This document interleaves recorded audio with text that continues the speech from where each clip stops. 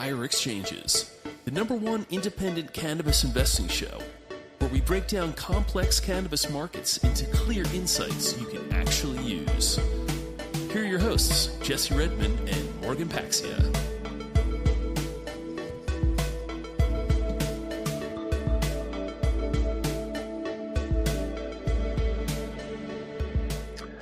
Welcome back indeed. I'm Jesse Redmond, Chief Strategy and Investor Relations Officer at Leaf Brands, and I'm back again with one of, Morgan. I'm saying one of because Jerry is here, the smartest cannabis investors I know. Morgan, what's up, man? Doing our thing, doing the cannabis world that we live in, whatever that is these days, but we're doing well. How are you doing? I saw you were just up at the farm. Love the footage you put out there. So thanks, man. Looks like you're getting out there and doing cool stuff.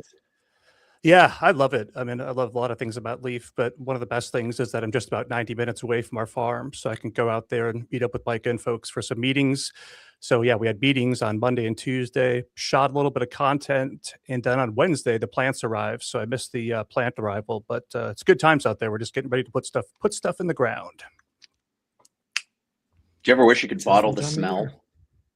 And just bring it to people and let them smell what it smells like when a great weed is like growing kind of outside. Yeah, it smells so good out there. When it's at full throttle, we've got about 1 million plants in the ground, and the last couple of weeks before harvest, it just smells amazing. Kind of reminds me. Let's just welcome you to the show since you jumped right in. Let's welcome Jerry Derevyanny, partner at Bengal Capital, back to the show. Jerry, formally welcome. Thank you very much for having me. You're welcome. Going back to what we were talking about, it reminds me of, speaking of other Jerrys out there with the J, Seinfeld, when Kramer brought the beach smell back with him. Do you remember that? I don't actually remember that. I should, And he sold it to Calvin Klein when Calvin Klein had that like CK1 bottle. The beach. Yes, yeah, of course. How could I forget? Oh my God, how could I forget that episode? Yes. Yeah, you strike me like you'd be a Seinfeld guy. Yeah. Morgan, culture. You a Seinfeld guy, Morgan? I need to start watching more of it because it's available to watch. I watched the whole thing when we were young lads, but I haven't binge watched or gotten back into it. Like I've watched The Office, 15 times over. Yeah, I was watching The Office with my girlfriend. We watched Seinfeld beginning to end, and then we started The Office, and we had to tap out in the last season, man. Like once Michael leaves, it was okay when Will Ferrell came in, but then when Andy is running The Office, I think we tapped out like 7 episodes early just because we couldn't take it anymore. Wow. Did you have some? I remember. Yeah, I was gonna say. I remember there was this really bad episode of The Office called Prince Family Paper Company, where like they go and try to ruin like this family paper shop. I couldn't even get through that episode. Yeah, it was like kind of mean spirited, and maybe they have like a turn at the end. But I was like, oh, man, I don't want to watch this anymore. Like maybe I should go back and give it another shot. It had a sweet spot in the middle. It was really great, but it's a bummer when you get to the end. You just can't take it anymore.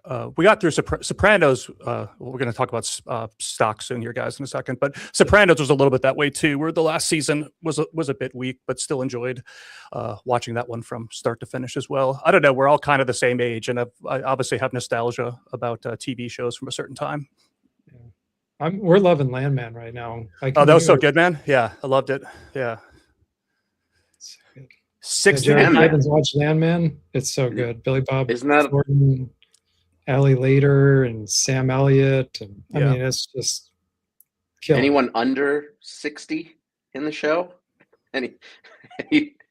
Well, Ali's 50. Okay, a fair point. And then the daughter, I don't know her name as an actress. Yeah, but. It's topical. It's topical now too. Remember, $60 to $90 a barrel. That's the sweet spot, and we definitely are no longer in the sweet spot. It's real good. It's real good. Definitely recommend it. All right, boys. Let's quit the bullshitting. People get pissed, man. Like when Boris was on, somebody threw up a comment saying, "Guys, we're 9 minutes into the show. You haven't asked Boris a question." It's like, guys, calm down. Like, I enjoy the banter, and B, we got to warm up a little bit. So we're 7 minutes in. People are going to be angry. So let's get officially into the cannabis conversation. Jerry, I want to start out with like what I think, like if you and I, we kind of treat this show, especially with guys like you that are just kind of industry friends, just like a conversation over a beer, or I haven't drank in 5 months. So let's make it over a joint for my sake, and just what we'd want to talk about. And if I were to like sit down with you, we were to, just talk about what's going on in cannabis. The thing I'm most curious about, starting big picture, just where do people find value today? Like if you're going to, let's assume, Jerry, you're going to be in the sector, which is obviously in terms of the hierarchy of decisions, like, are you going to be in the sector or not, is going to be the first choice you make. But let's say somebody wants to commit a portion of their portfolio to cannabis. Over the last couple of years, we've talked about so many different ways of doing it. There's the MSOS route. There's the focus on tier ones route, which is similar to MSOS, given the cap weightedness ish of MSOS. So those two are kind of similar. For a while, we talked about words like torque and reform independent versus reform dependent. Obviously, we've seen how that's played out, right? A third of the reform dependent basket is now gone, but I guess you could double down over there if you wanted to. And then there's other approaches too, Jerry, like if you want to focus on certain states or certain cost structures, premium versus efficient and lower cost. So with that as a bit of context, if you're just looking overall at the cannabis landscape, what is exciting to you? Where are you finding value? So we historically focus on kind of the smaller names of an already small sector. And I think there is still value there. And there definitely are some smaller companies that punch above their weight. I don't want to, jump right into talking our book. I'm sure we'll talk about Grown Rogue later. I think out of the bigger names, I think if you're, it's funny to me. It's a question of like, how much money do you want to devote in the sector as part of your portfolio? The bigger question almost to me is like, well, how much time do you want to devote to it? Do you want to make it an easy call? Like the easy call is just kind of buy GTI and go away. Maybe if you want to be a little bit more creative, okay, buy some GTI, buy some MSO leaps, right? If you want to have kind of this torque from reform, right? Because that's probably going to be your max torque, I'm guessing. And then, but then if you really wanted to go dive deep and find real value, then it gets very interesting, I think, of what you can do. I think offhand, what we're starting to see now, I think something that's a little bit underappreciated actually in a lot of MSOs, larger MSOs, is their retail portfolios. Those are going to be pretty, some of those retail portfolios are going to be potentially much better than their back of the house portfolios. Where the retail is going to be supporting the grow, and there's still some value there. Some of the people I think are showing accelerating retail prowess. You can kind of start to piece it together, and it's going to be interesting to see if that kind of holds up. I'd put Ascend on that list, which is, I think is, from what we've seen of their stores, like they do pretty well. Like they kind of know retailing pretty well. Not to speak ill of their back of the house, just don't have an opinion on it. But so you're going to start to see some of that. It's interesting because, definitely a mix of large and small. Just in terms of numbers, I think you're going to see more small become medium, medium become large, than large stay large, if that makes sense. I think some of the larger companies will probably shrink or stay in stasis as some of the medium-sized companies start to come up. I think that's broadly a fair thing. I actually don't, I know there's a lot of hate on MSOS out there for a number of reasons. As a basket bet, it is not for kind of low effort basket bet of like, hey, I want exposure to the sector. Here's what I'm going to do. I don't think it's the worst thing in the world, especially because a lot of this, I think that people miss is if people could go in and buy the underlyings, they probably would. Like there's a reason you do the ETF. And a lot of that is because maybe your brokerage just doesn't let you buy GTI, right? And it's hard to tell people just open up a brokerage account to buy GTI stock, right? So. And you're a partner at Bengal Capital, Jerry. Just for a bit of context, will you explain to folks what you guys do there? And do you think that portfolio is reflective of personally where you think the most value lies? Yeah, actually, with some not exceptions, but so Bengal Capital, we run, we're a fund manager that focuses on cannabis. We have a kind of a couple different funds, some SPVs, but one main fund that focuses on cannabis. We're different from everyone else. I don't want to say everyone else, but a lot of other people, in that we have a really broad mandate. Like, our investors allow us to do a lot of things that, we're not limited in concentration. We're not, like, we can really is like a blank canvas. So the things we own in the fund, like when we put in the investor letter, and we always put the proviso in there, but it's easiest to compare us to MSOS, but they're very, very different. Like, what our fund is very different underlying. And we have debt in the fund. We have, common equity in the fund. We have preferred equity of private non-traded companies in the fund. We have convertible debt in the fund. We can have basically whatever we want in the fund. We wanted options in the fund, warrants. So that's what we do. And we historically have focused on, not even the top tier of companies, that a couple tiers below, because part of that is Josh, my partner, Josh Rosen, who used to be the CEO of Forefront, been in the industry for a long time. He's really understands the industry well. I think is able to add some strategic guidance, like some really valuable strategic guidance to companies. And so we kind of looked for situations where we could add capital and maybe some know-how, and to improve outcomes for everybody. And so that's one of the things that we focus on. And I believe your largest holding in there, Jerry, is Grown Rogue. Is that right? Yeah, Grown Rogue is the largest holding in the fund, mainly because it's grown to be the largest holding. The price has appreciated quite a bit from where we initially bought it.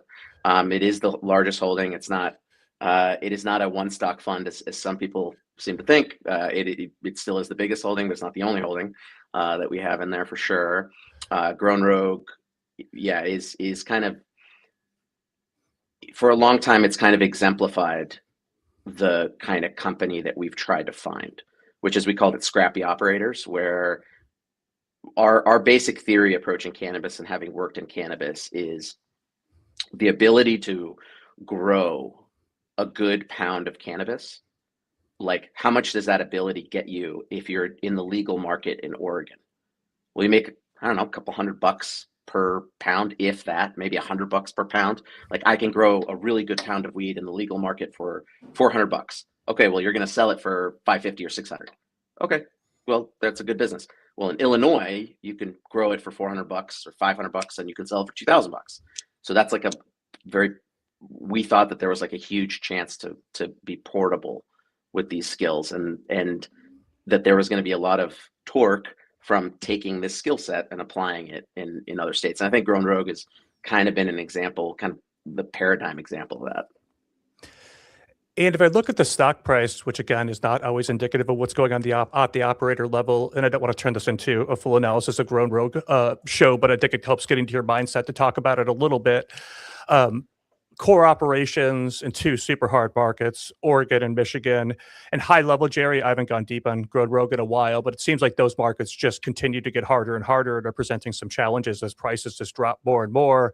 But then on the flip side, they're turning on assets in some higher margin states, New Jersey, moving into Minnesota, I think Illinois, if I recall correctly. Mm-hmm. So could you just talk, without like doing a full deep dive on the company, but more just kind of strategically how you think about that, where it's like the ice cube is melting over here in their core business, and then over here they're supplementing that with higher margins in some of the new states. Do you think the same things happen in those new states, and how do you see that continuing to scale? Yeah, 100%. So here's one thing that I want to be very clear, that we try to be very clear on, and I think Grown Rogue does a good job in trying to be clear on, is that, and Josh was big on this from the very beginning, and I think it'll segue into another discussion we'll maybe have about like what it means to be institutional class, which I know for a lot of people is going to be silly to talk about for an $80 million market cap company, but it's important to lay the groundwork for this of okay, let's all admit that for a certain period of time you'll be over earning in a certain market, because weed prices don't stay at 2,000 forever. Even though pro formas in this industry, if you've been around as long as we have, we've seen spreadsheets that years ago that never forecast prices to go below $2,000 a pound at wholesale. Well, they do. Like, we know it now, right? And so we have to admit that the pattern with Grown Rogue is to some extent always going to be in that initial market, yeah, we're going in there because the pricing is high, and we're going to give a good product at that price or below that price that's going to give us some market share. And we're craft, and we don't have, there's not a lot of product to move. But the biggest thing is that, yeah, of course, they're going to be earning more in year 1, year 2, year 3 than they are going to be in year 4 and year 5. The biggest concern, so Oregon, I think Oregon is, listen, very, very tough market. Michigan, I think, saw some improvement towards the end of Q4, but we're in that time now in those mature markets that they kind of bounce in this range of, sometimes pricing will get really bad, sometimes it kind of returns to medium. Maybe you'll get a couple months of, hey, outdoor harvest has kind of cleared this year, so pricing on indoor kind of jumps a little bit. But these are mature businesses. And the biggest thing for me as looking at those is, do they still make money in those markets, even when it's mature? Mm-hmm. Because I think the thing people miss is that MSOs, like some of the larger companies, you don't see this as clear. Like Grown Rogue allows you to see this reality of the melting ice cube. It's happening to everyone. It's just more difficult to see with some of the other companies. And the biggest question for some companies is, okay, well, wait, are you going to make money when it's actually a mature market? When there's actually some decent pricing competition and, it kind of goes towards the median? And if you're not, like, that's a significant issue, right? Your terminal value there is 0 or less.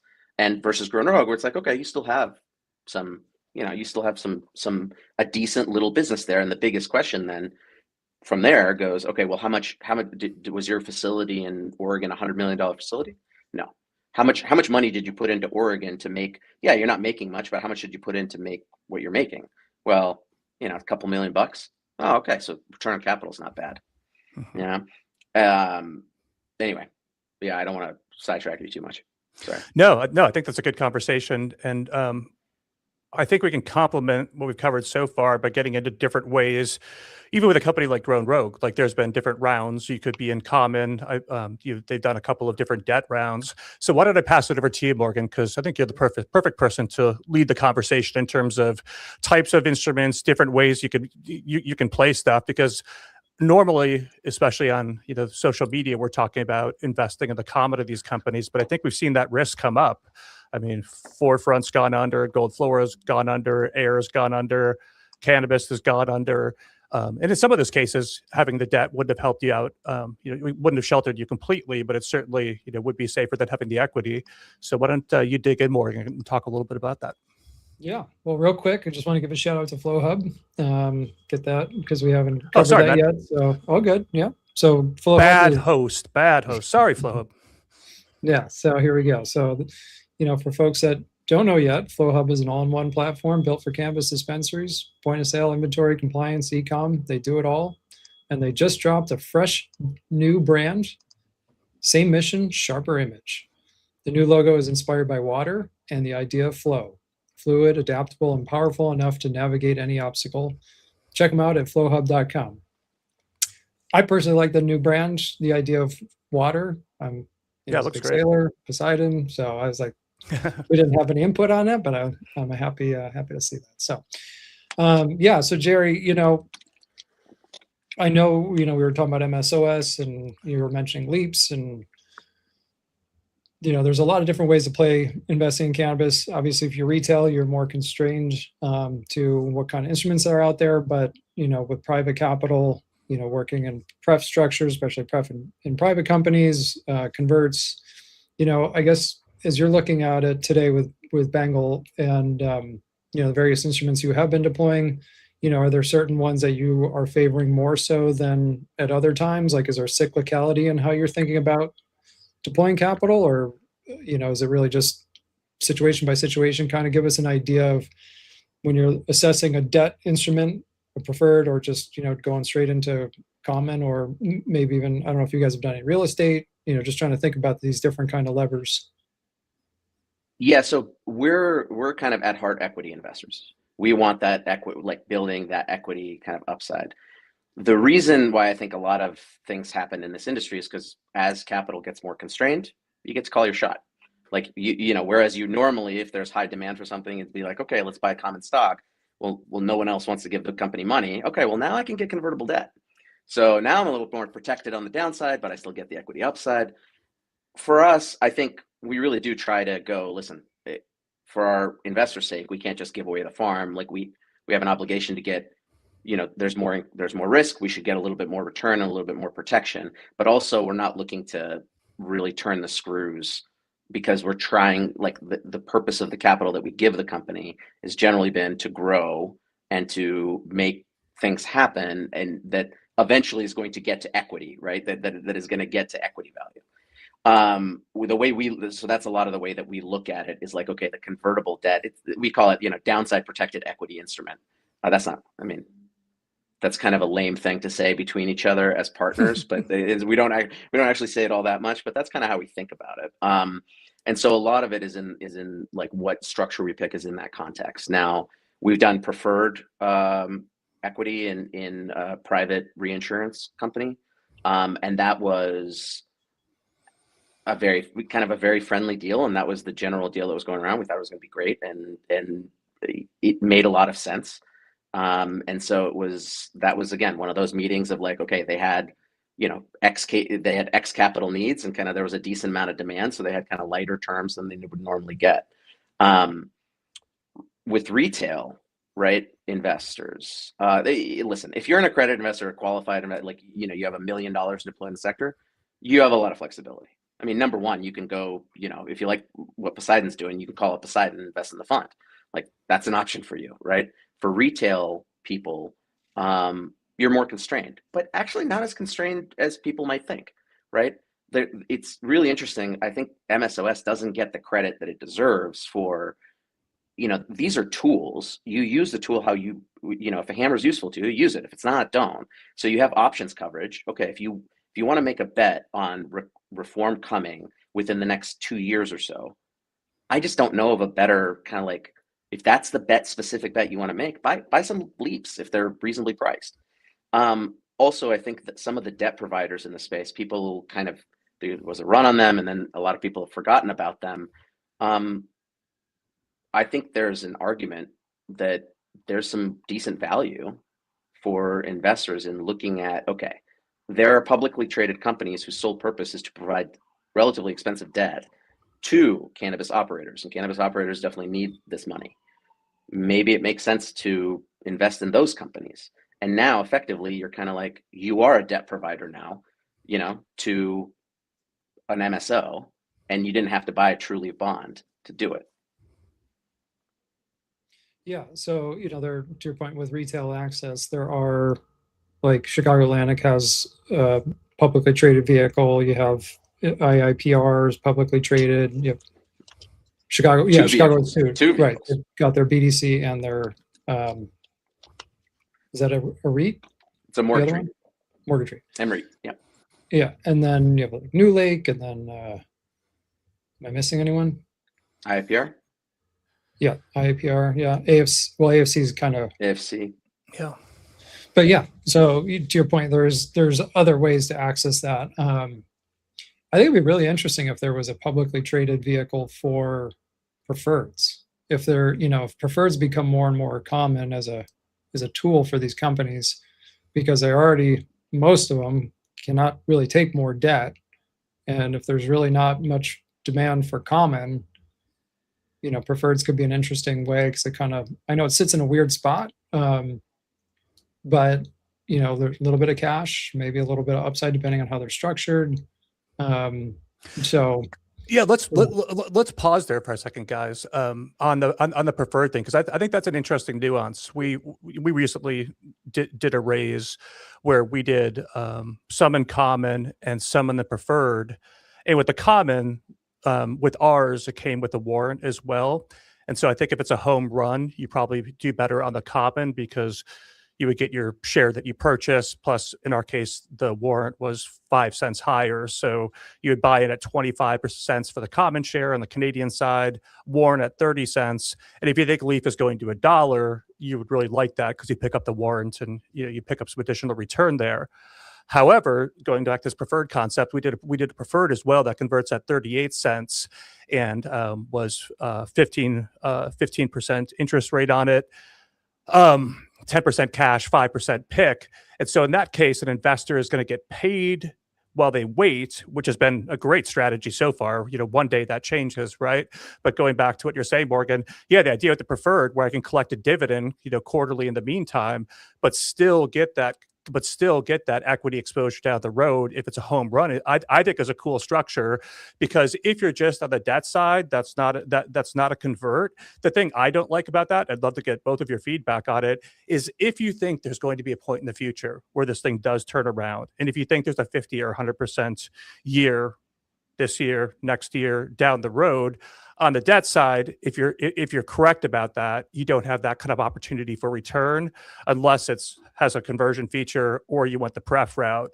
So it seems like to me, my pushback on the debt, probably because I'm just too much of an optimist in general, would be that I don't like having my upside capped. Jerry? Yeah, I listen, I agree. To me, what's fascinating though is like, I completely agree with you. But if you're building a portfolio and you go, okay, I don't want to have my upside capped either. So let's say I do 70% of the portfolio in, some of my favorite equities, and then get 20% or 30% of the portfolio in some of this. Yeah, it's upside capped debt. I think it could be interesting, but I generally agree with you. Pref is such a weird thing. Like, it's just not common, just generally in finance as much as it used to be. I think like preferred shares used to be much more of a thing back like 50 years ago, like widows and orphans, you kind of put it away, and it's not really a bond, but it's kind of consistent money for a while. Banks still issue a ton of them. I don't really know who invests in pref. Like, I don't know. I think a lot of times you're dealing with a very different investor base than would normally look at like a convertible debt or debt issued by an MSO. I still think, by the way, that for banks, for like a tier one bank. So I didn't know about this. So a bank that gives a loan, like generally they're giving deposits, like depending on how risky the loan is, they're giving your money to, and a portion of it is the bank's equity. For the riskiest loans, bank regulators come in and say, no, this has to be 100% backed by your equity. It's too risky. And so the cutoff for that is LIBOR plus 5. So this is the reason why you see all these cannabis loans are like LIBOR plus 4.99 or 5 and nothing above, because they'd be automatically in the risk rating category that's the highest, which would like destroy the profit for the bank. The banks that are writing this paper, I think for like GTI to write like LIBOR plus 5, I think GTI is like LIBOR plus 5 or whatever it is, like that's an incredible value for the bank in my mind. You're getting something that would be rated, maybe not A, but would probably be investment grade rated, almost certainly. And you're getting it at a yield that's like probably double investment grade. Anyway, I think it's a steal for the banks. But yeah, the question was about prefs. Yeah, I was just kind of digging in a little bit about how you can get the yield there, but also you have some upside. If things go really well, you can do the conversion, end up with stock exposure long term. One of Morgan, I don't know how you feel about this, but like one of the things that I don't love in prefs is as they have been used in cannabis is cash pay, like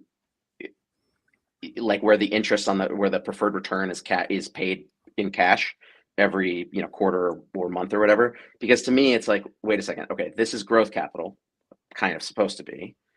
This is a growing business. You're supposed to have good returns on it. Like, this cash is supposed to be generating even better returns in the future if you continue to put it in the business.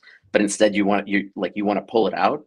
Like, why would I want to pull 15% out of the business if I'm making more money keeping it in the business, and eventually I'll have earned 25% a year on that cash, if that makes sense. Like, that's why cash pay keeps you honest, but it's not one of my. I don't love it sometimes for pref stuff. Like we generally, for a lot of our stuff, have preferred to keep it PIK, like just accrued interest.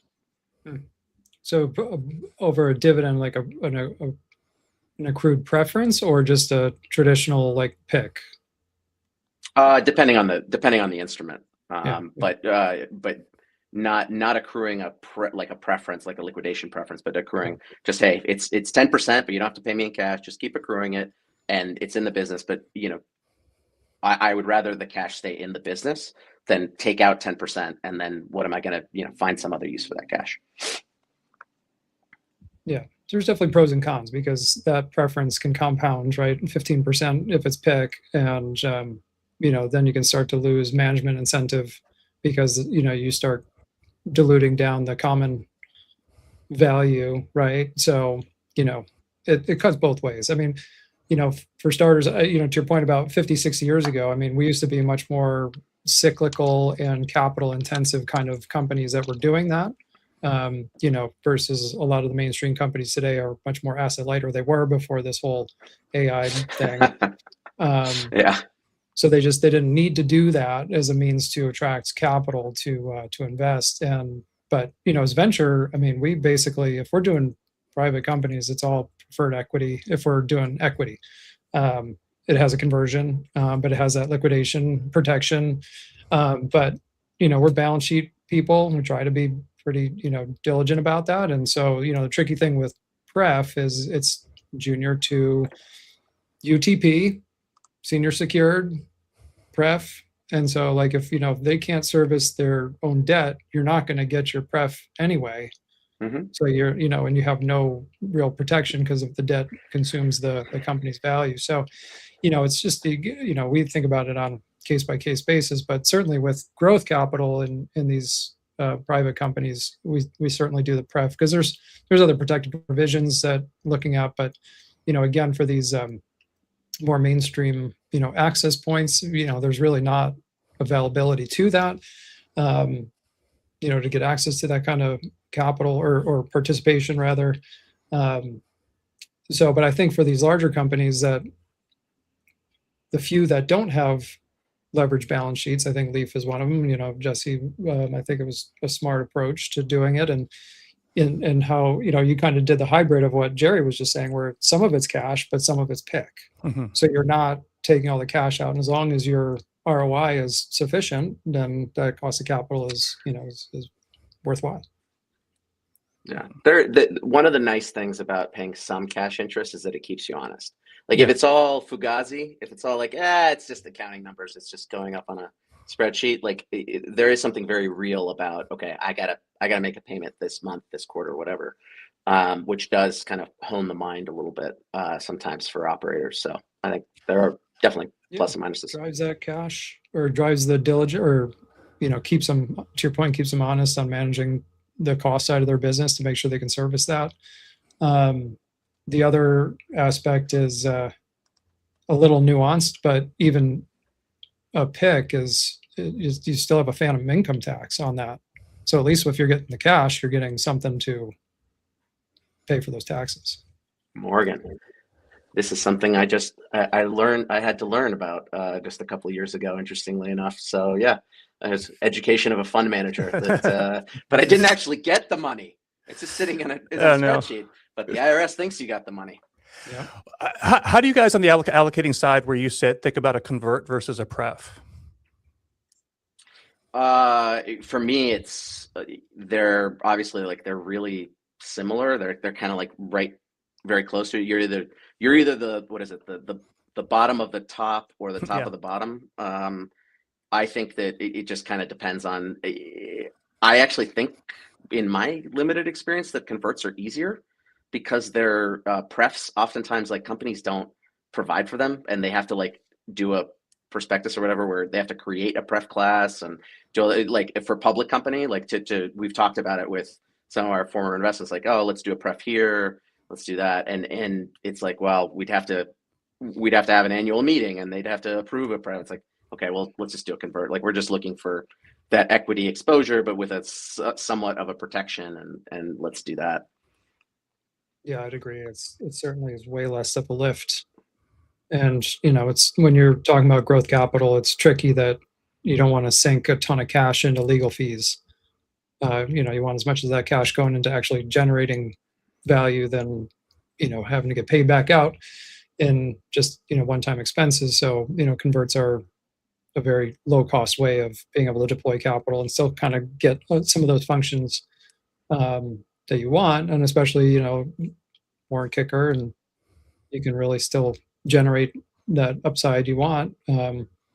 Tricky thing with a convert, though, again, is if the balance sheet's already over levered, there's a ton of senior secured, then taking on a convert is, or the proposition to an investor is a little tricky because they're like, how, you're not getting as much of a downside protection because most of it could end up just going to the senior secured.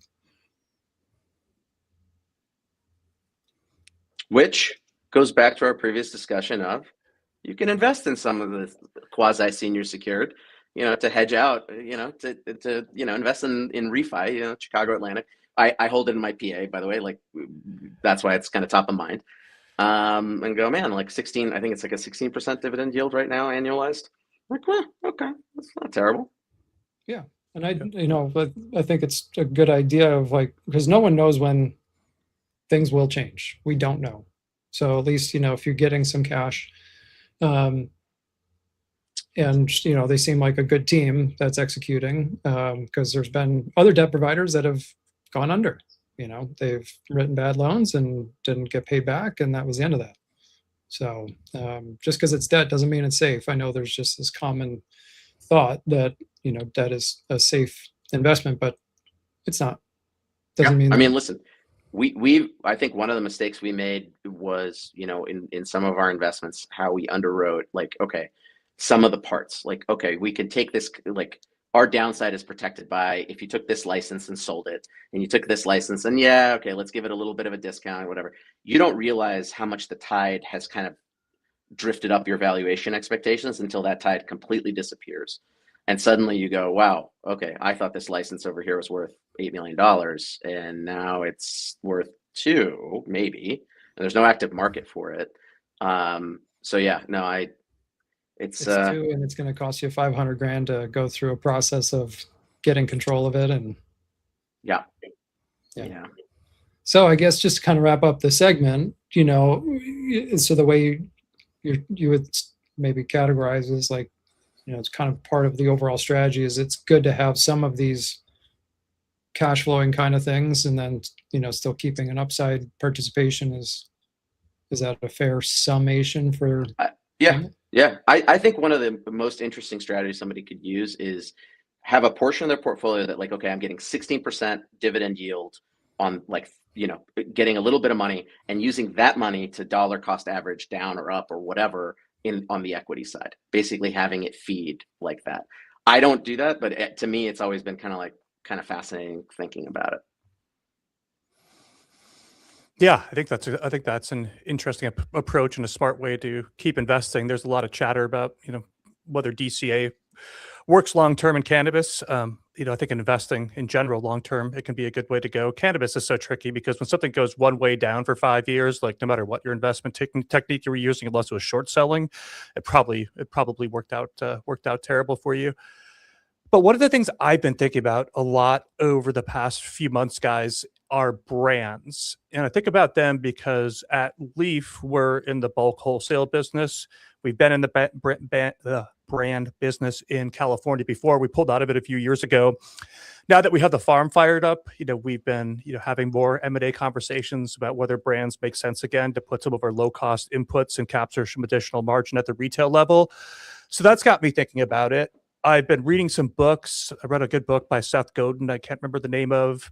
Read a good one called Building a Story Brand 2.0, where if you're in the marketing space, is really good about building a brand. And then a book I absolutely can't recommend is Berner's latest book, Hoofda.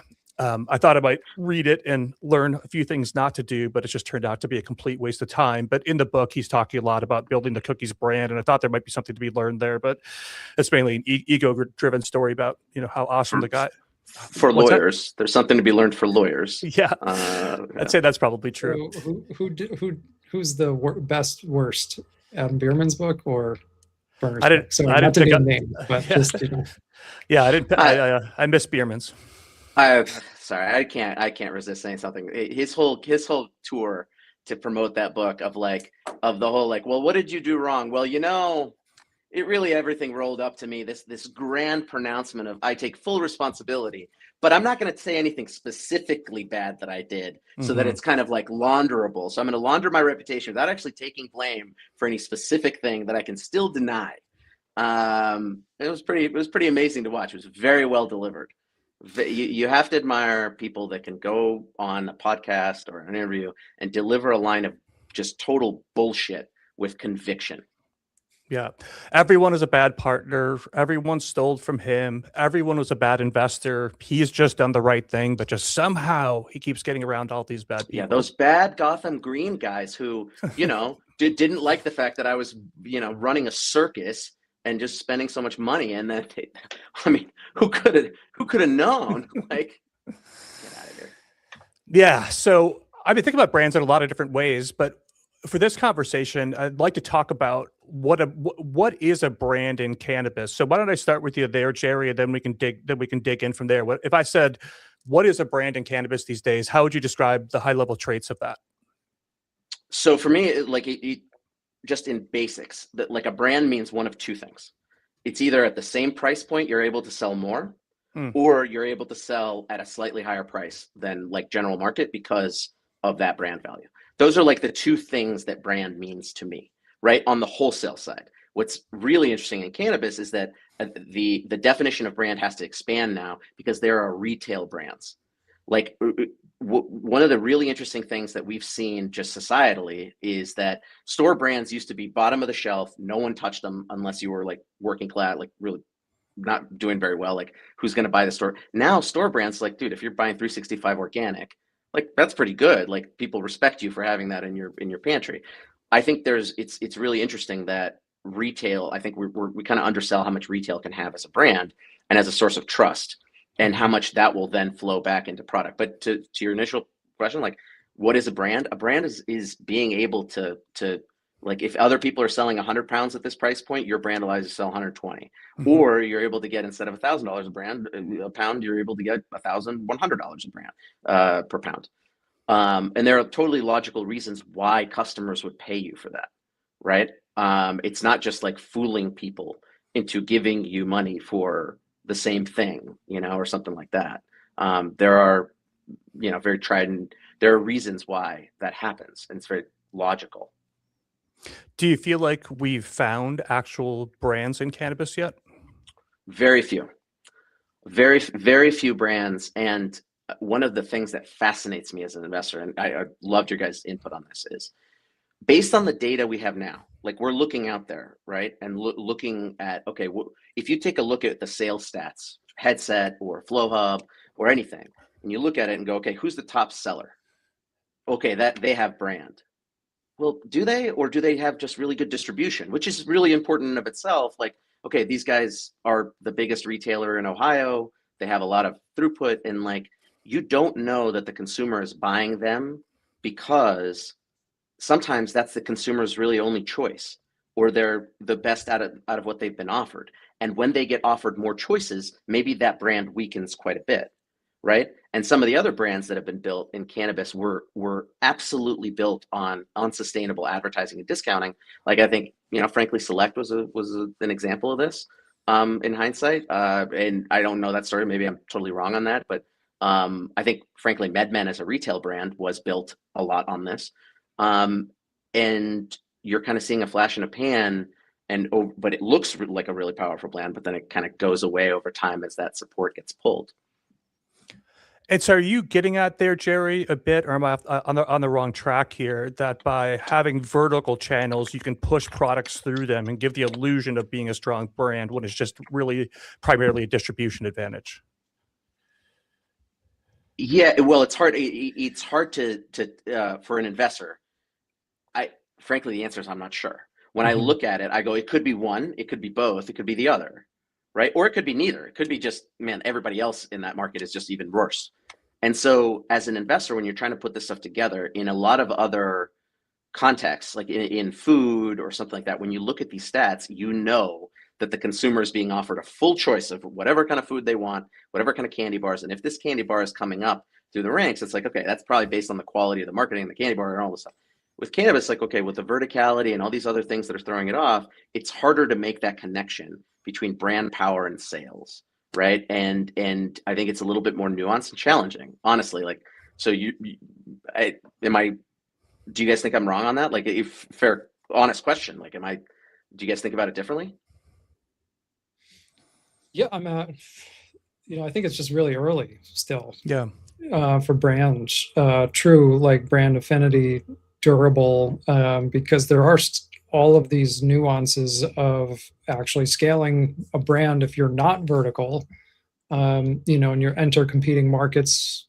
It's very tough to get that shelf space because there's large agreements with, wholesale partners, and, there's horse trading or whatever you want to call it between large partners in markets. And so breaking in, like, without that really strong consumer demand pulling it in, it's hard to do that. And then you're also competing on, as you're mentioning about price of, if you don't truly have that scale, what price can you offer that's competitive that the consumer will demand? Because if they know they can sell, like in retail, if they know they can sell 30% of this company's products and they get this pricing, how are you going to break into that and, really get a reasonable amount of shelf without having to give a lot of concessions and stuff? So I just say it's tricky. I give brands that are breaking through, the few that really seem to be doing so and doing so in multiple markets, give them props for that, because it's tough. I mean,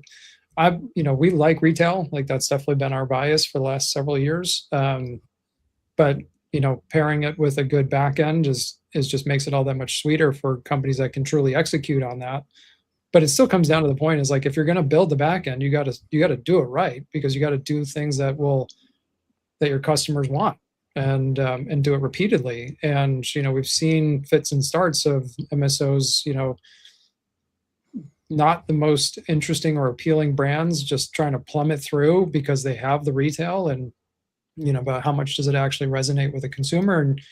And as they're learning, and some are learning, I think Ascend is a great example. Jerry mentioned is like, they put a lot of thought into their brand refresh that they just did, and sounds like it's going really well for them. And having that just dedicated focus on the consumer and bringing products that they want, is really important. But kind of long-winded answer. It's and I hate to just not be definitive, but it's it still is really hard the way the regulations are designed and the way these markets are evolving. You can't just enter Florida with a brand, right? You have to have some kind of partnership with a vertically integrated operator there, but that's the licensing scheme.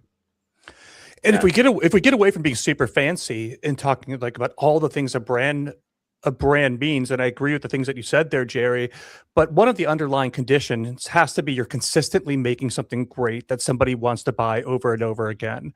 And I like the other pieces you put it about, the price or the premium or versus other alternatives. But I think that we sometimes get lost in the cannabis industry, and I feel bad saying this, but I feel like it was that way at Hall of Flowers, where I got a bunch of samples of flower from there.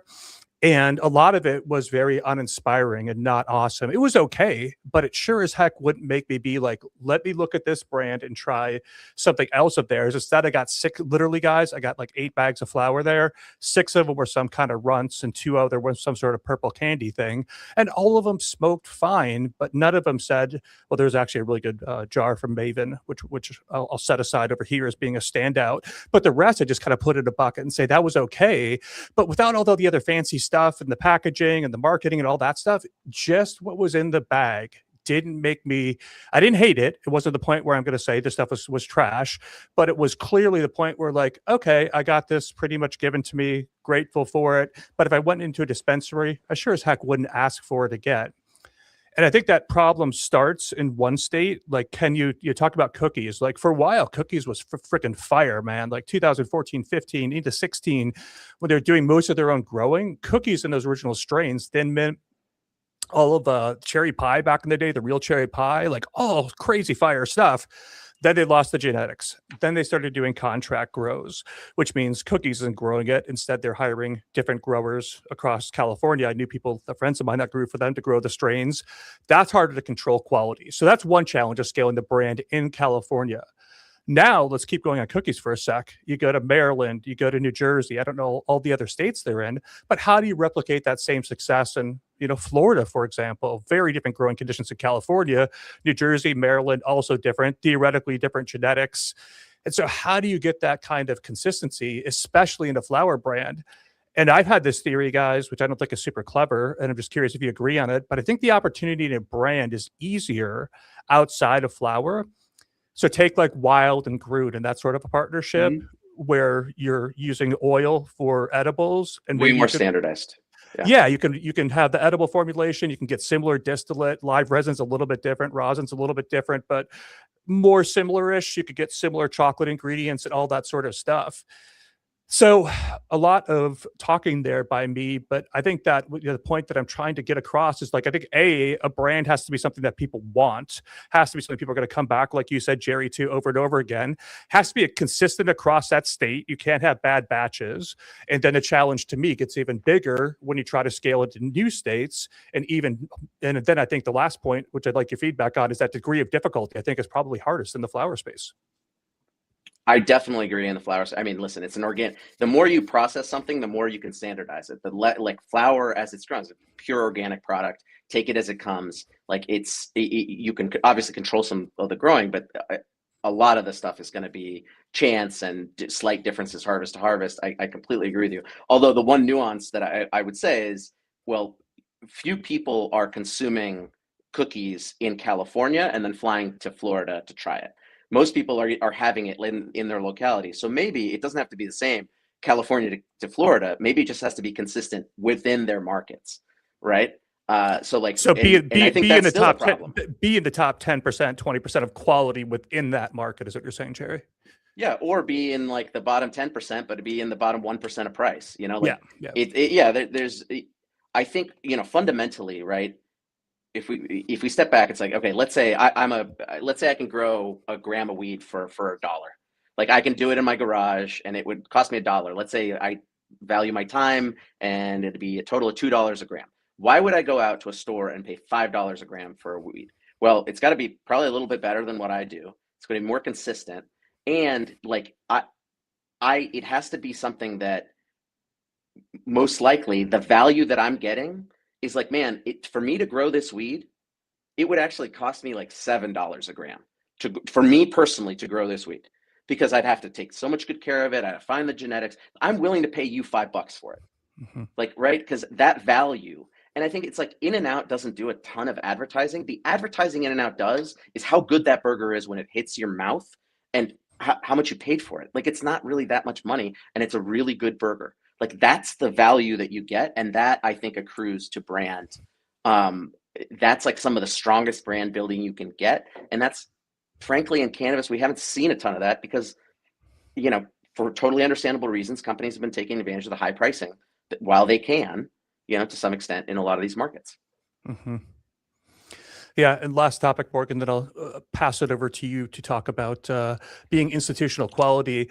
But Jerry, do you think the brand opportunity changes when we get to interstate commerce? Do you think then the value of that California brand actually goes up? Because right now, California brands in New York and other states are popular, but if they're playing by the rules, they're a California brand, you know, growing New York flower, making extracts out of New York flower, and they're really beholden theoretically, if they're playing by the rules, to doing the best you can in New York, but with California branding. Whereas what I see it long term, and again, I'm wearing my Leaf hat here, but you think about it with the Connecteds, with the glass houses, you know, with the big California players, once the product is actually coming from California, do you think that's going to make it easier to scale those brands with real California products up there?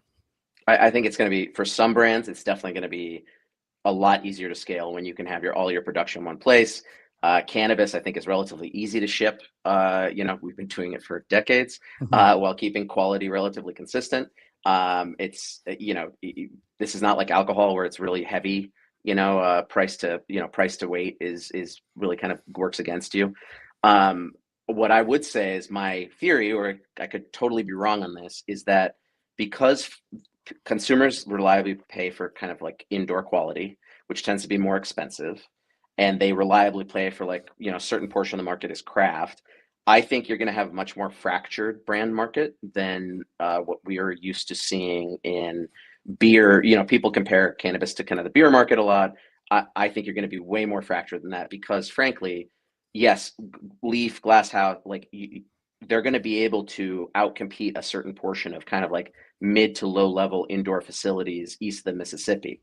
But some decent facilities that have decent costs and a decent local following, like are you really that sensitive? For a lot of people, are you really that sensitive between like paying $2 a gram or $3 a gram when you come in for your eighth? Like, not really. So you'll buy from the local guy that you've known for a long time. And I think that lends itself to like a much more fractured environment. So like the equivalent of way more microbrews than we even have now. And that used to not even be the case in beer.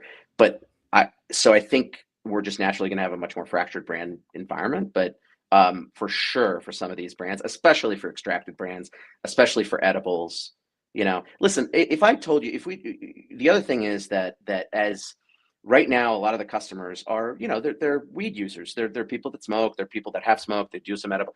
It used to be kind of like clockwork that 15%, 10 to 15% of the market was edibles. 10 to 15% of that was liquid edibles.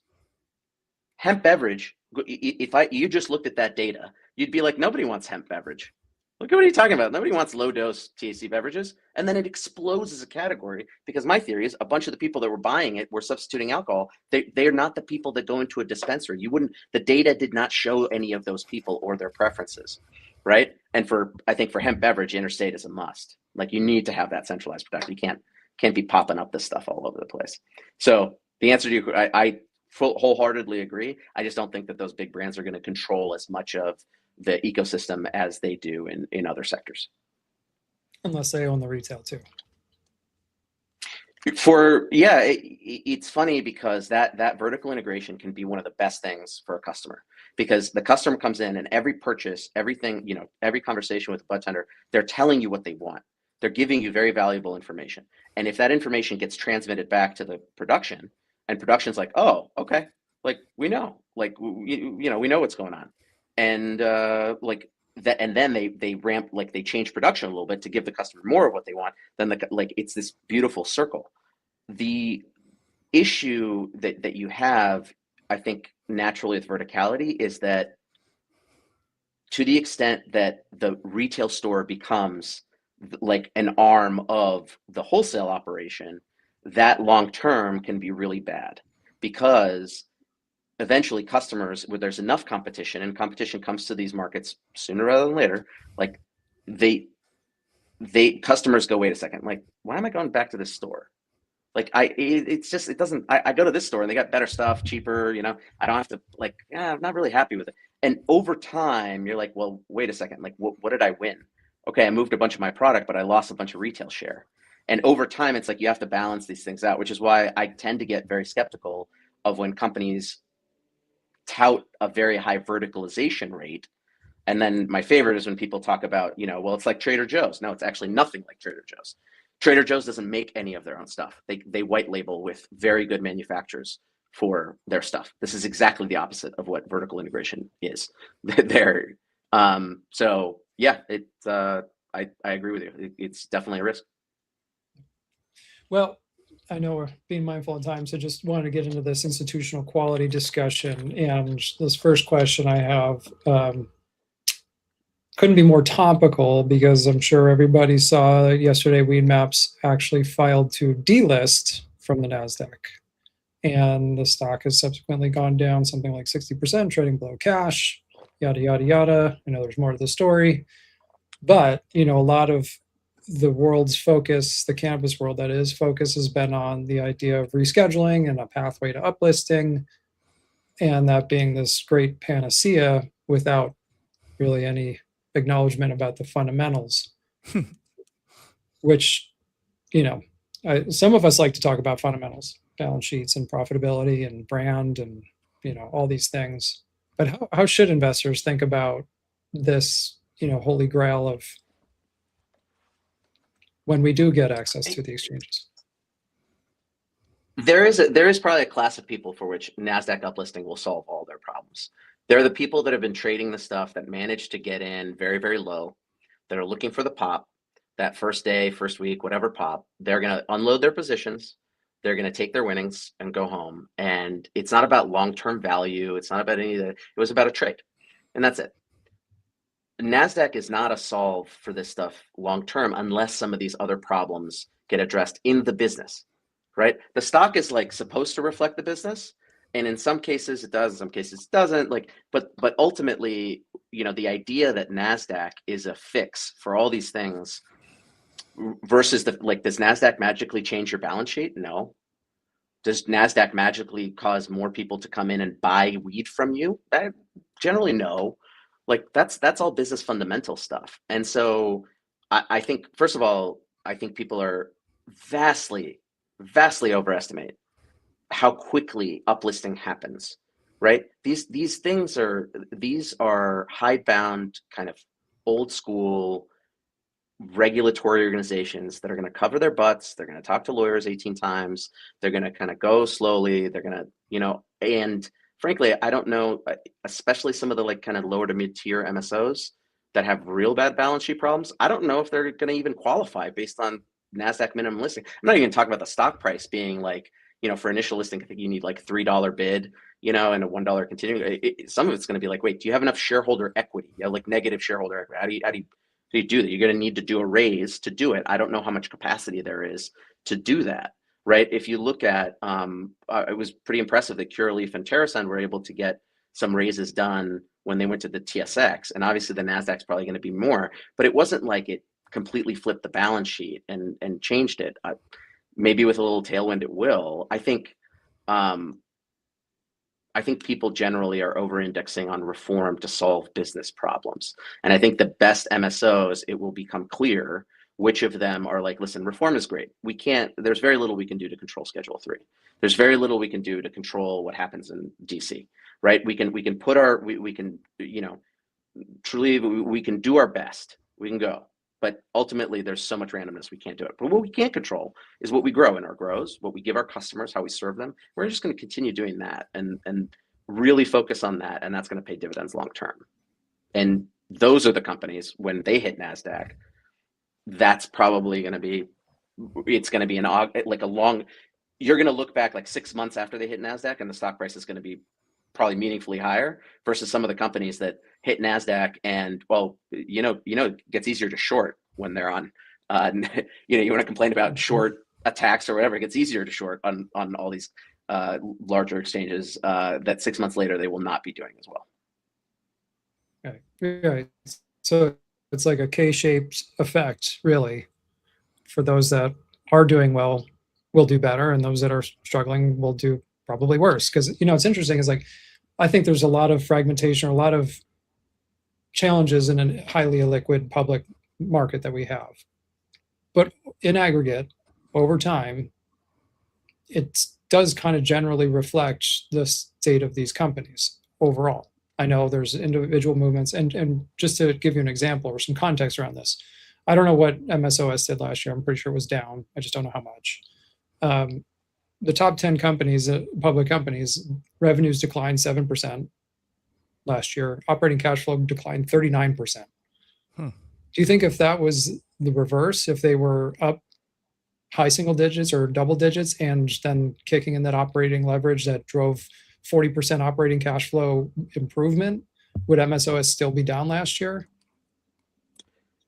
Yeah, listen, I completely agree with you. And I think we are singing from each other's hymn books here because, when people talk to me about oh, what are the catalysts for, stock price improvement? I'm like, well, why doesn't somebody scratch a year of $1 billion in operating cash flow out of the same assets? You think you really think that nobody would notice the stock at that point? It's we've completely forgotten about basic business performance, and the idea that multiples would expand.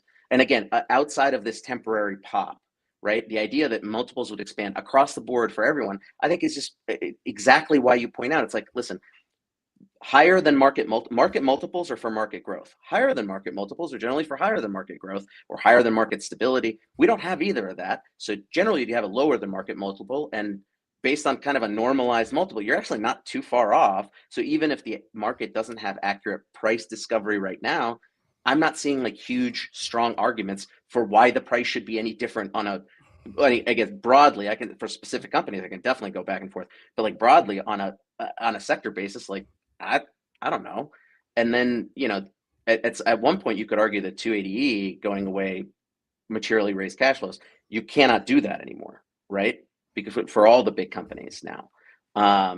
So Yeah, I agree with you. Like a lot of it is, you know, and to go to like what is when you go to Nasdaq, it's not just going to Nasdaq. If you want institutional investors, if you want what people mean by wanting institutional investors is that when your stock price goes down, there is a mutual fund that has billions of dollars and many positions, and when they see that your price goes down to a certain level, they go, oh yeah, no, I'm very happy to own that stock at that level, and they come in and they do that.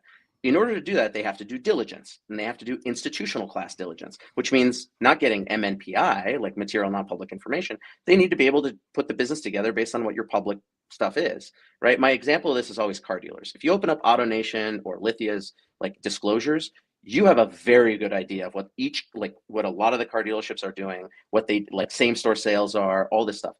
If you open up a lot of these financial disclosures for these companies, you don't know what the states are doing because they don't tell you. And a lot of things are intermixed into one. So they're going to have institutional quality disclosure to go with these things, right? And it's going to, right now they're putting in a lot of it is percentage. Like my favorite game is like, well, our gross margin stayed at 50%, it's a win, or our gross margin went up a little bit. Well, how much dollars is that? Oh, gross margin dollars are down. That's not a good, and in capital invested in the business is up. That's not usually, that doesn't get you high multiples in the market, right? Like as a general rule, that's not a recipe for high multiples. Yeah. So the, just be mindful of time. Another challenge, I think, and we've dealt with this and we see it pretty regularly is just weak governance in these companies, just the corporate governance, the board, the, holding accountable, how things are getting done. How much do you think of that is a weight for this institutional capital? I think the pendulum has swung a little bit in that I think people are going to take that more seriously. There was a time for the hottest stories, everyone ignores the governance issues, right? And there's pluses and minuses. For like a committed founder to have Class A rights that really understands the business and goes like, you could argue that Mark Zuckerberg was that guy that like, nah, you know what, for shareholders, it's probably better to have him have super control. And then he puts a lot of money into VR, and we'll see, like, I don't want to debate that, but that could just be an example of like, oh, wait a second, that was the exact risk that happened, is that no one could call him on it because he had complete control.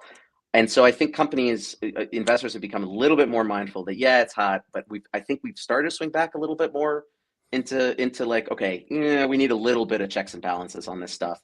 And a lot of these companies, the CEO and or chair people are really, there's not like a very challenge, like the board doesn't have a lot of stock ownership. They're not like, it certainly seems like there's not a huge check on their power. And then some of these companies still have super voting shares, right? Like, the couple of notable companies. And again, that can be really good, but I think if I had to guess, I would think that institutional investors would probably at least want to dial back some of that. Like, hey, start to convert some of these, class super voting shares into common. Let's all get in the same boat, and let's kind of roll that way. Yeah. So what would what would be some of like your top metrics that you would, when you think for like institutional capital, growth, gross margin, governance, like what's kind of putting a bow on it here? What's your institutional grade metric? If I'm institutional grade metric, I would actually try to figure out, and yeah, it's a little bit more onerous or whatever, but I would try to figure out, okay, how much money did these guys put into the business? How much money is it generating right now? Understanding the mistakes get made early and all this stuff. Like, how much money did they put in? Like, how much money did they put in last year, and what are they generating out of it the year before? Like, what's the return on capital, and how are they stewarding that going forward? Like, am I seeing the trajectory to, okay, this business is like, I'm not going to be putting a lot of money back into the business. They've made the investments, and now we're going to reap the fruits out of those investments going forward. So I would be looking at actually kind of gross profit dollars and off of like, okay, how much assets are in the business, right? Because it's easy to generate more money if you're just investing more money back in, like, and balancing all of kind of balancing revenue, gross margin dollars, and how much capital is employed in the business. I know that I'm not talking about EBITDA, but those metrics to me, given where we are in the industry, are probably the most interesting. And I think institutional class people will get close to those metrics. Yeah, I would agree with you there. When I talk to institutional allocators about Leaf and more broadly about the space, the thing I hear the most concerned about is on the top line. They're like, this space has the regulatory unlock. It has which is good potential. It has a ton of risk that we all know about. But to me, what's cooled a lot of the conversations more broadly in the industry have been the lack of top line growth after Florida didn't happen. PA gets kicked back another year every year. We basically haven't had any, Minnesota is important to a couple of companies, but since the, Maryland, Ohio, we haven't really had much to expand the TAM. And so I agree that with Jerry, your point is a little bit more sophisticated, which institutions should appreciate. But when I talk to them, they're just kind of looking at the space and they looked at, revenues year over year being, flat to down. That's going to turn most folks off. Yeah, I mean, listen, they're smarter than me, so they go, listen. That's like a shorthand for, if revenue's down, like, you're not going to be able to make, there's not a lot of, you've limited how many situations you're going to have more profits in, right? Like growth is not one of them. It's going to be like cutting expenses more than revenue goes down. So it's like they're getting to kind of the same place. I think I think that where cannabis is weird is we kind of know where it's going to end up. Right. I think we have a good idea for not the hemp beverage, the stuff where people aren't, like the new consumers coming in. That's a kind of a big question mark. For the current consumers, I think it's a pretty easy equation as a baseline. You take, how much do mature markets spend per capita on their regulated cannabis, and multiply that over however many states. And that eventually is kind of where you end up, I think, in terms of, so you kind of know what the TAM is going to be, right? Eventually. And the growth in cannabis it's absorption. You're taking things from the illicit market and putting it in the regulated market. It's not like suddenly people are using that much more cannabis. They're not actually, like in some sectors they are, but generally speaking, like Sam is wrong. It's not, troves of people starting to become cannabis on. No, these are just people that are transferring their existing demand, right? So yeah, I think revenue is down I mean, that's a pretty good shorthand indicator for a lot of this stuff. Yeah. Well, this has been a great chat, boys. Why don't we work on bringing this thing home? And in order to do that, as a good steward, I will say, sorry. Why don't we criticize? Like, let's say mean things. I mean, I feel like I've been too nice. Like, I don't know. Did I take like a Xanax and forgot about it or something? Like, you could have more Tabasco. Yeah, it could be the time of year, Jerry. Maybe we have to have you on more towards the holidays for more of an airing of the grievances type conversation. I got a problem with you people. You're gonna know about it. This has been a Seinfeld episode.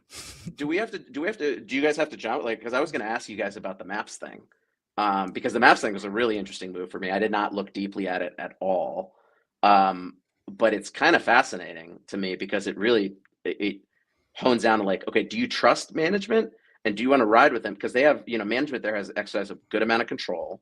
It's pretty clear, like I think they're using, what is it? They filed the Form 15, so they're not doing. It's effectively like a go dark protocol, where you're not complying with like public filing stuff. You don't have to do it because you have under X amount of shareholders of record. But what's interesting is that you're not supposed to use that as a preview of going private. You're not supposed to like set. There's rules against that. But it could be one of two things. It could be one of the biggest shareholder drubbings that I've ever seen, right? By basically insiders going, okay, like nobody's watching us. All right, we're just taking this thing private. This thing is worth more than, there's a huge cash pile. We still generate some cash. Like we're fine. We're, or it's one of the most long-term value creating things in cannabis history. That's actually kind of brave, where you go, listen, this Nasdaq thing, I know everybody loves it, but it's not working for us because we can't touch the plant. We can't we lose flexibility. We're paying $2 million a year to stay on Nasdaq with all the securities filings. You know what? We're just going to put it in our pocket and we're going to come back out when it's the right time, as we continue to actually do what's right for the business, not for the stock in the short term. So I don't know. Like, you guys have any thoughts on this? I'll let you lead, Morgan. I haven't taken a good look at it. If I'm a betting man, I'd take the former, not the latter. Care to elaborate? I think you said it all right there. I think you said it. I think. If you're a podcast listener, Morgan has a grin on his face and is not speaking. Yeah, I mean, they had all the time in the world to do something great, and they were riddled with all kinds of problems with security laws and stuff like that. And yeah, the monthly active users thing that I do remember that. I think the problem with some of these businesses, like Weed Maps, it's tech, Weed Maps is a take on a portion of cannabis commerce. If cannabis commerce is suffering this, there's lack of revenue growth, you're going to see that reflected in the tech, right? As a general rule. So it doesn't follow this hockey stick of other tech companies, right? Of like Facebook, how many grandmas in Asia are going to be on Facebook? Well, we don't know yet. Well, I don't know. I think the expectations. You got to be constantly innovating. You got to constantly be working and building, and they just, it was a nice cash cow basically, and and I know they had some failed attempts at trying to do some things, but they could have been acquisitive. They could have done all kinds of stuff and built, very, very large company, but they didn't. So now, it seemed like the mode shifted and they've moved into, let's just let this thing kind of go to a point where we can walk away with it. And that's what seems to be happening. I don't know. We'll have to see in time, but I don't know how much time they have to be dark before they can just affect that, go private. But again, if I'm a betting man, I'd say that's where it's heading. Do you even need to go private once you're dark? You don't really need to. I mean, the government, like the governance and all that stuff, just issue yourselves dividends that they can't stop, and that's it. Yeah, I think the world has changed so much around Weed Maps. And so personally, Weed Maps, honestly, guys, changed my life in the sense that starting a dispensary that was largely delivery based back around 2016 in California, that is where the action was. And even in our region, I remember I was willing to pay as much as we could to get the best spot, because they rank order you in your region. There were 19 in our region, and the only spot I could get was 14. But the further you were up, the more quickly people would discover you. And then we focused on getting good reviews, which starts to naturally bounce you up, because people always sort things by reviews. And without Weed Maps, I wouldn't have had a centralized place to have people saying great stuff about our business to drive more customers to us. People fell off, we moved up, and it was something that really changed my life in terms of the cannabis industry and a way to get in and to be found. But I think that's changed the industry. I think it's changed with technology in general. Whereas if you're starting a dispensary today, I don't know if you need to pay what's got to be a lot more money to be on Weed Maps and be one of those highest ranked people. There's a lot more discovery out there with Google and Maps and other tools out there. So I think part of the challenge back in the day, I felt like from an operator's perspective, Weed Maps was just mandatory, necessary. That's where everybody went to buy weed. And I just think that isn't the case anymore. Yeah. I think that was the trick of the business, is that it's exactly the same as other cannabis. You're over earning in the beginning as people try to get discovered. As you get discovered, right? Did your regular customers go back to Weed and need you to be on Weed Maps? No, they knew where your store was. They went to your store. If they're happy with your store, they go back. And so then it's like, okay, well, I'll pay for the minimum on Weed Maps. I already have my customers, right? And so it's a tough business. It's really tough. And then they didn't add a lot of value, right? A lot of their tools and stuff were bad. What's their competitor? It's Weed Maps and Leafly. Leafly, yeah, and that's another one that I was amazed by what Leafly was not doing. Their whole strain specific thing, as brands of strains became big. I was like, guys, you guys really got to pivot this stuff, I think, because brands care if you want, Kush from them or from someone else. You're not, and it's just a different paradigm, and they just didn't do it for years. But anyway, whatever. Everything else good, guys? Canyon Ranch is good. Salisbury. Yeah, things are going well at the farm. Looks great. Yeah, we were talking off camera. Was out there Monday, Tuesday for some meetings. The plants arrived on Wednesday, so we're getting the spring run going. Almost 1 million seeds were cracked, and we don't put the seeds right in the ground. We keep them at the nursery. They have little seed starts that are a few inches high, and then we go and stick those in the ground. So they're out there doing the planting this week, and those autos will take about 90 days. For you guys don't know, there's auto flower plants and photoperiod plants. Photoperiods require a light shift around 12 or less in order to start flowering. Autos don't care. You can put them in 24-hour light, and all they want to do is flower. So that's the way we get two harvests out of that big sun-grown field, is by using autos in the spring. So getting those in the ground now, and right around July, we'll be taking them out. So yeah, stuff's going well. Congrats on getting that race done. And obviously, people that follow me know that I have a pretty high opinion of Aaron Edelheit, who I think led it, or is involved, and one of the best guys in cannabis. Regardless of what some people say about him, and a very just a very good guy to have having been a co-investor with him in Grown Rogue. Just would not want anyone else by my side on an investment. So as a partner, I'm happy you guys were able to land that. Look forward to seeing what you guys do. Yeah, Aaron's been the perfect fit. I've known Aaron for probably 5 years or so, given that we live not too far from each other in the Santa Barbara area. And his firm is set up so well, and that Aaron's a great big picture thinker. I think he nails the big picture and gets the themes right. And then Fateh is analyst, who isn't a very public guy, but is really sophisticated, gets into all the very details. Yeah, it's the deepest due diligence process that we've been through, and it was totally appreciated and helpful. We just worked through so many things with those guys, and so they've been great. And yeah, Aaron's investment, they put in 4.5 million so far, up to 8 million.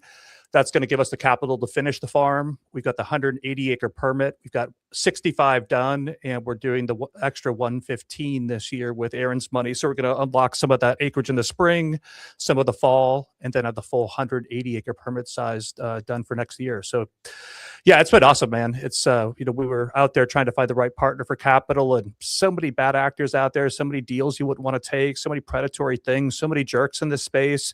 So for us to find capital, I was talking about the pref. We did some pref and did some comments, so the structure worked, and then to do it with a good human being that really believes in what we're doing, it's just been a perfect fit for us. Nice.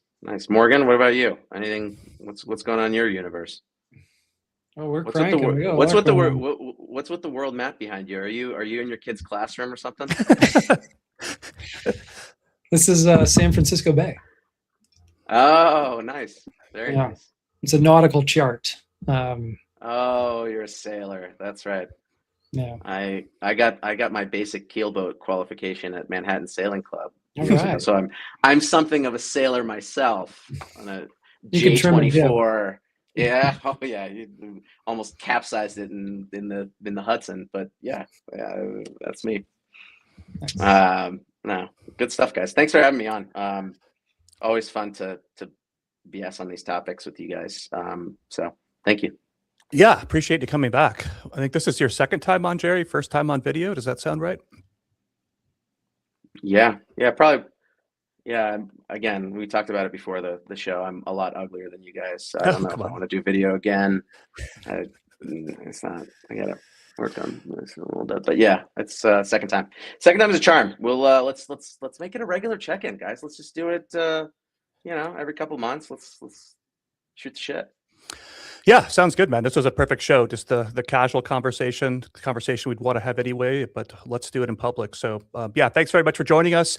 Thank you to FlowHub for making today's show possible. 420, guys, is just 11 days away. It's going to be busy, and you need the best dispensary software right now, right this moment. Go see what's possible at flowhub.com. And if you're out there on the conference circuits, they are going to be out there as well. They're going to be at, is it NECAN? Northeastern Can, Boston, April 24th, 25th. The Exchange in Michigan, May 6, 7. Revelry, Hudson, New York, May 13. And last, if you're in the Great Buckeye State, go to the Ohio Cannabis Expo, May 22nd and 23rd. Ooh, that's a cool background noise. But Jerry, good to see you, my friend. Morgan, always fun to talk with you. Thank you all for listening, and we'll see you guys in 2 weeks. The views expressed as podcasts are provided for informational purposes only. Nothing we said should be considered research nor recommendation. All investing involves risk, including the loss of principal.